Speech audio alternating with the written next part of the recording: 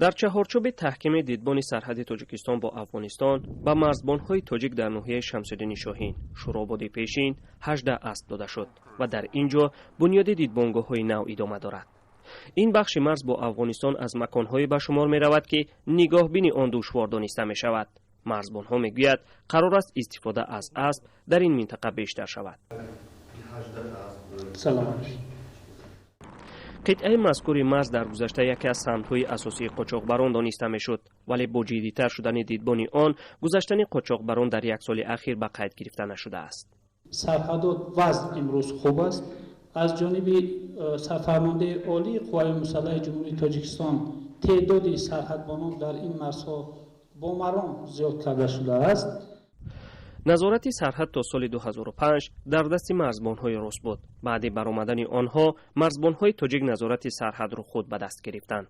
از آن وقت گرفته در هر ناحیه اتریاد سرحدی و کمانداتورها ساخته شد. در این مدت دیدبان مرز به سطح ضروری رسید. با اشغال شدن منطقه‌های شمالی افغانستان از طرف طالبان، نظارت مرز به روندی حیاتاً مهم تبدیل یافته است.